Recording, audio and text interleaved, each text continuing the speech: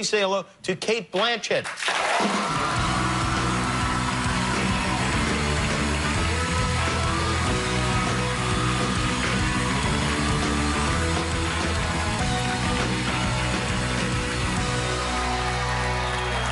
She's done it all. And Parent Circle sneakers. And Parent Circle sneakers. Look, she's wearing Robbie's sneakers. Finally, I got a call from my agent saying, if you don't read it, they're moving on. And so I read it, and I literally, I mean, seriously, when I read a script, I don't know, it's like reading a play script. It does take me a couple of weeks because I sort of, it's pathetic, but I sit there and I can't help myself. You sort of act it out and act all the characters out. So I'm very, very slow. But this one, I ate it alive. And by the time I got to, page 6, I went, I can't stop reading it. And then the minute I put it down, I called and said I'd love to do it. And went from there. Did you act out? Moved on, fortunately. Did you act out the roles in this one while you were reading it? Because I'd love to see your Dan Rather. No, you would not. That was actually me up there. A bit of prosthetic. That was, yes. The magic of film. Swapsy. Remarkable. After party. He's desperate. He's desperate. He's Any excuse. He's just, it's hard. We've tried all the sites. Match.com, JDate, Christian Mingle. We just can't set him up with anybody. And so now it's come to this, and I think it's good for him, and I think it's nice, and it is for a good cause. He's going to give, the money to a really good cause, and he's going to get some companionship. It's a good smokescreen. Yeah. How much is he worth? Like, how much is $10 probably? I think that's what he's asking. It's a little steep, but it's a little steep. But I mean, you might get it. He may have. Although once people see the film, when's the film coming out? Is the auction before the film? Because he doesn't. It's right now. It's going on now. Yeah. No, I think it's okay to give $10 for that. Yeah. Damon said that they've tried to put you on JDate, Christian Mingle, Match.com. Yes. I like the. There's one now I've seen. Farmers. I like that one. I like that ad a lot. Welcome to the photo booth. Please take pictures.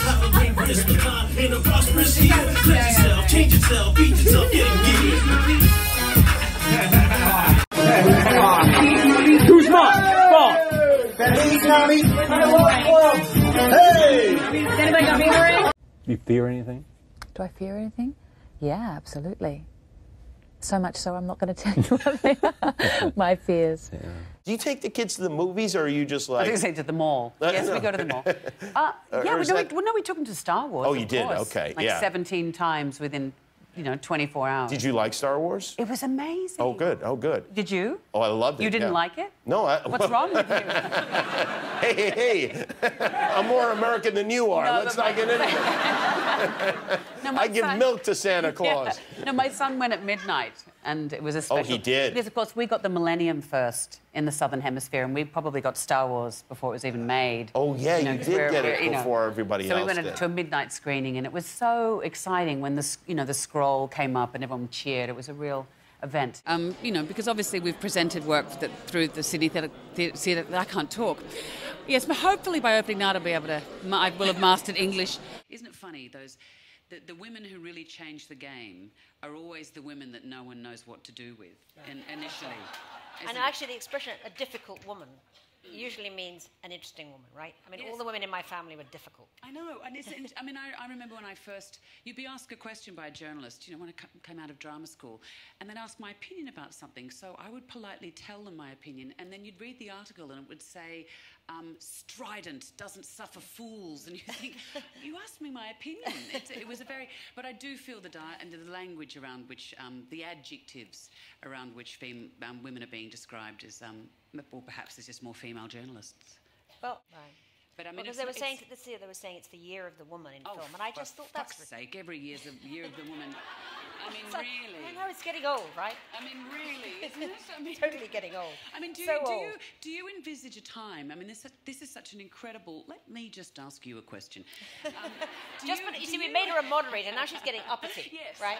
I want a job. I'm auditioning. You and Andrew have never sat at home and said, "Hey, honey, let's watch Elizabeth tonight." No, and I'm not going to. No, I'm not going to be one of these mums who says, "Come on, Dash, come and watch Mummy's movies." Forget that. Now, why did you name this kid Dashel? We had a name for a girl, but we didn't have any. We had about 3 names for a boy, and we thought, well, wait till we didn't know what sex it was. It was. He was. You I didn't still want to can't- know. No, I don't know. You described it as it for a long time, now.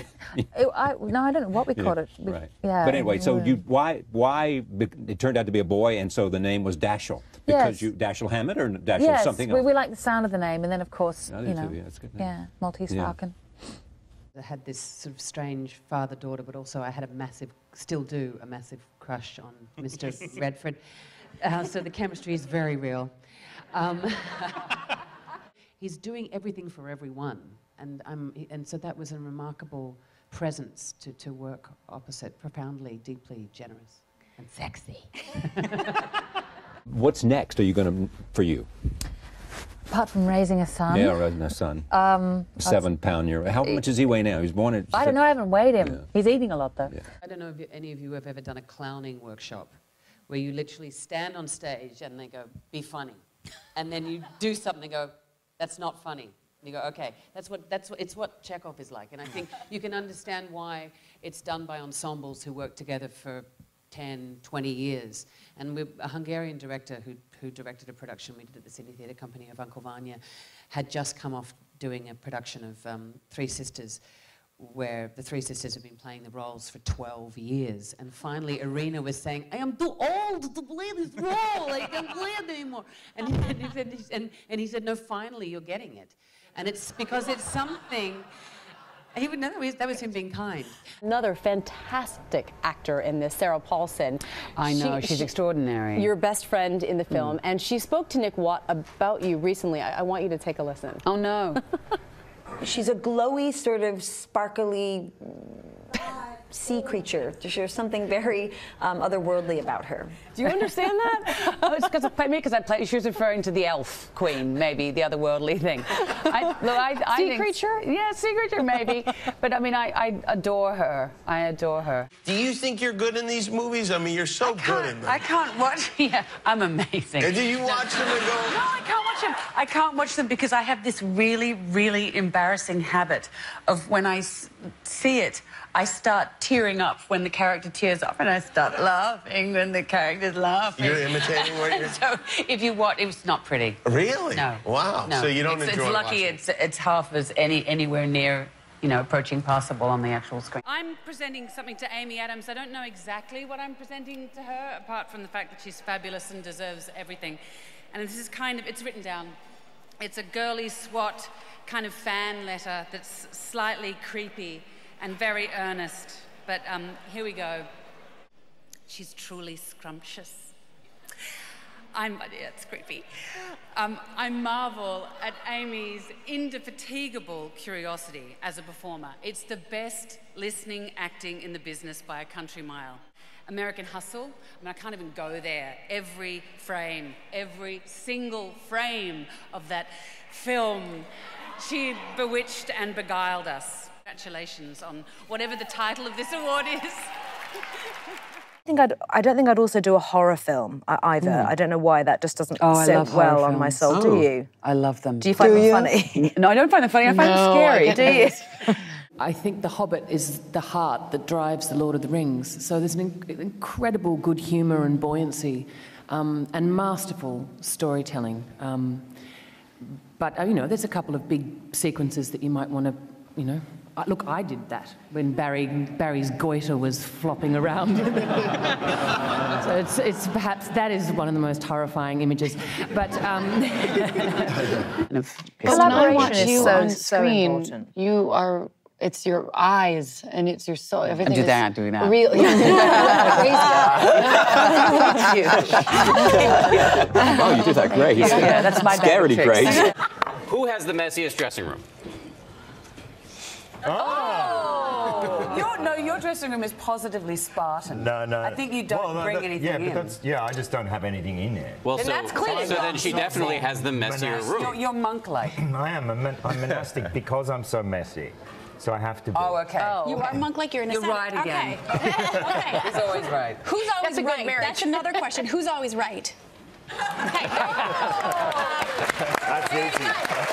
Well, Peter adores you too, of course, and I guess it doesn't hurt to have the odd Oscar winner in the cast there, does it? I mean, it's a great marriage. I didn't bring it on set. I didn't wave it around. Can I hold an Oscar when I turn round as the Columbia? I just raised my Oscar. He didn't buy that. He didn't go with that. Russian television, thank you very much from the bottom of the heart of all Russian people for continuing this fantastic adventure. I have 3 questions. One to Cate Blanchett. I heard, no, Russian women are not against this iron like woman. I apologize to the entire Russian populace in advance for my Russian. Fine. But hopefully it will be dubbed. Is there a memento, a little trinket that you keep, or that you're allowed to keep, that Peter Jackson lets you take home? I have the ring. Yeah, we get. Yeah, the ring's a pretty good one. Yeah. But no, this is for me. This symbolises how lovely every single person on set is that my husband was probably oversharing, but really likes my ears. And so he must have said this in an offhanded way to the guys at Weta. And then they made this box, like a box of chocolates with all my ear tips and made them look like little chocolates and put a ribbon around it and gave it to us. And I mean, it's kind of a little sick, but it's so sweet that, they really, they hear things, they hear that people like a little bit of costume, and so they'll... one of them made a car for my son after he was born. Yeah. And they knew I quite liked fine New Zealand wine, and so I got this beautiful decanter and goblets presented to me. I should have said wine rather than ear tips. Nice. That's amazing. Yeah. You took a bus to a award ceremony, right? That was a complete fluke. I was round one side of the building. I was hosting with Deborah Melman, a wonderful Indigenous Australian actress. And I had to get round the front, and we couldn't find the car, and there was a decommissioned bus there. And I said, "Are you going around the front of the building?" He said, "Yes." And I said, "Okay, can we jump on?" It was a joke. Okay. And then I got off the bus and I realized there was Russell Crowe's face. It was it was one of those really happy flukes. Because I heard that people think you didn't want to wrinkle your dress because it was silk, like a No, it was a complete and utter. It was one of those really extraordinary flukes. I think the theatre is one of the few honest, open, live, reactive spaces we have left. For 2 hours, 2.5 hours, people put their phones away and they just are with another group of people. Yeah. And I mean, to be told this really warm story, well, I mean, it is like a bad Thanksgiving or a bad Christmas. There's a lot of pain and agony and things that people will recognise. And so hopefully they'll laugh and cry and recognise themselves, because you go to the theatre to reconnect with what it means to be human, which is pretty important, I think, these days.